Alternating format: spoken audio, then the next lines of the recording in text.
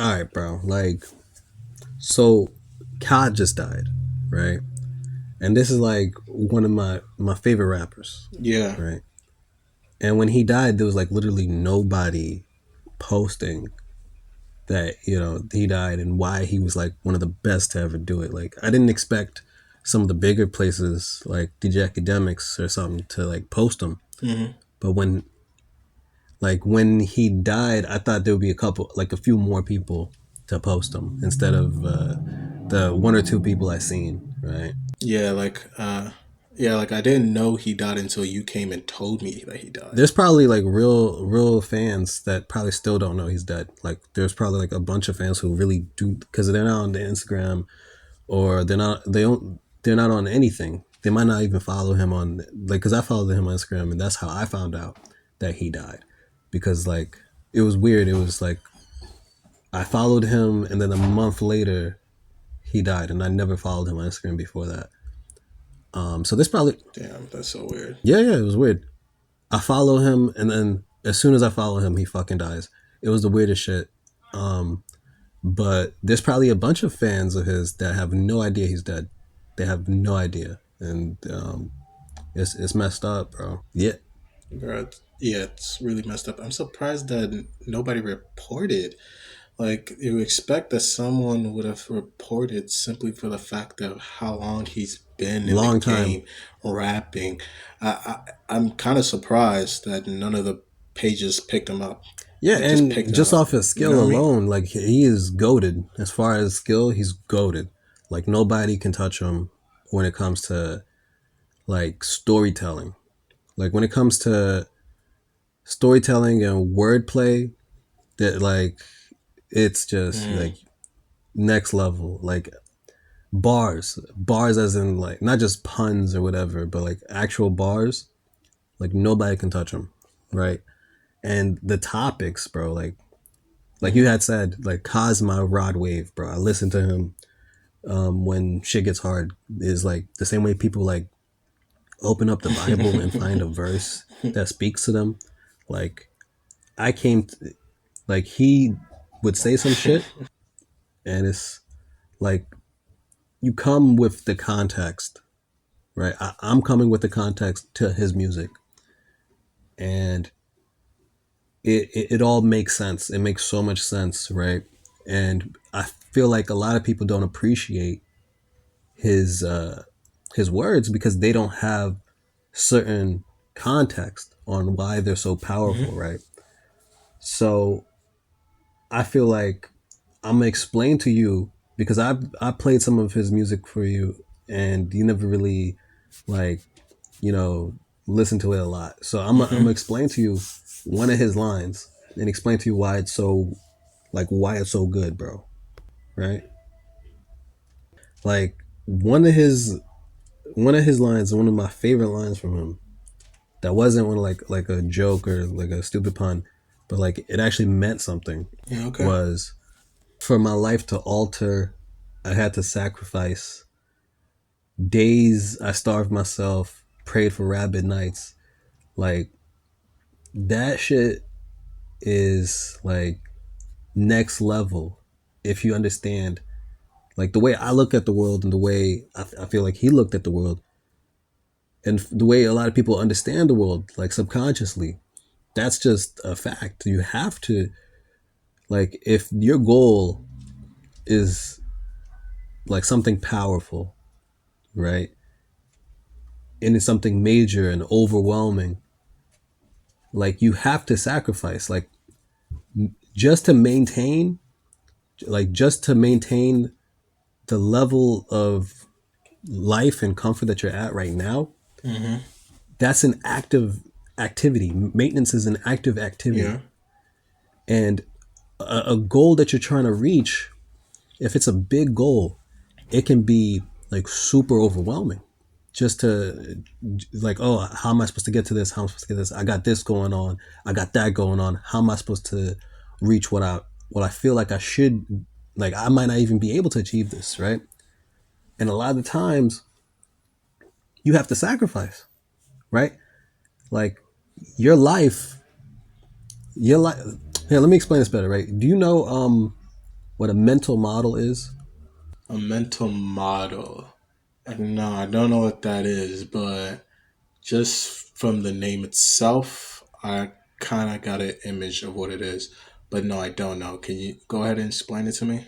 Bruh, a mental model, like it's a way to like uh, conceptualize certain things. Like one of the most common ones is opposites attract, right? People saw like magnets with different polarities. One is positive, one is negative, and they see that if one is positive, one is negative, they'll attract each other. They'll attach to each other.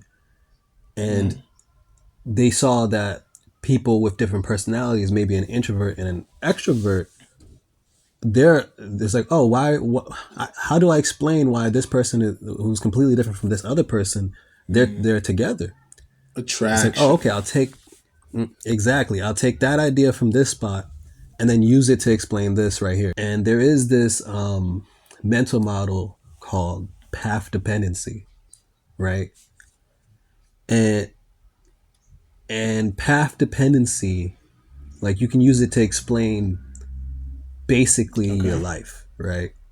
The things that you've done in your life before, like the things that you've done in your life before you are where you are right now, right? Where you are right now is completely dependent on where you started from, the start point, and everything you did after. And you are trapped in the inertia that you started from. Like the path that you were going down, you're gonna stay down that path, and it's super like hard. It's super hard Bro, that's to even depressing. get out of it because of the all the different decisions that you've done, Bro, and for that's you to get depressing, out, bro. yeah, no serious, and That's just depressing. no, it's not depressing. It's not depressing. It's not depressing How is it because not depressing? It's you're trapped. no, it's not depressing because the thing is, it tells you, right? If you understand the whole concept, for you to get out of the to change the trajectory of your life, you have to either one make take small incremental steps, right, to slightly change the path, Okay. right? You can't go from like the bigger the goal is, the more dramatic, Okay. Mm. right? The more dramatic the change has to be in your path. The smaller it is, or the more the further out it is, the smaller the steps that you need to make to get to that goal. You're slightly changing your path slowly, slowly, slowly, right? You don't need something dramatic, right? Like you can't go from a Walmart stalker to a doctor in a day, right? You need like that's a really big change. So you need to do a bunch of different steps to get to that, Yeah. right? With that in understanding that, you realize that goal setting, Hmm. when it comes to how big the goal is or how close you need to do something, it's going to take a lot, and sometimes it's overwhelming. And you know what, if you want to change, you have to sometimes sacrifice certain things. You need to make either a dramatic change in your life, or you need to make things more manageable. And that's what that's what the ka verse literally means to me. Like, for your life to alter, for it to change, Okay. for you to change the trajectory of your life, you need to sacrifice, bro. You need to, you need to starve yourself, bro. You need to make literal sacrifices, and that's just a fact, right?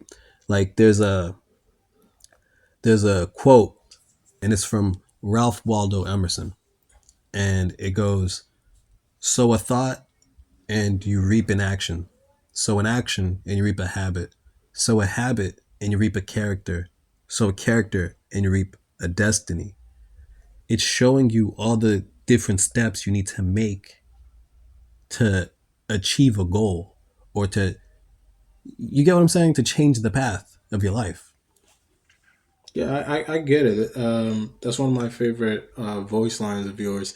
It just makes a lot of sense. It's basically uh, checkpoints that you would need to hit to be able to achieve and crystallize your dream or your Yeah, like fate. if like it's not just destiny is just something that was written and now I'm screwed.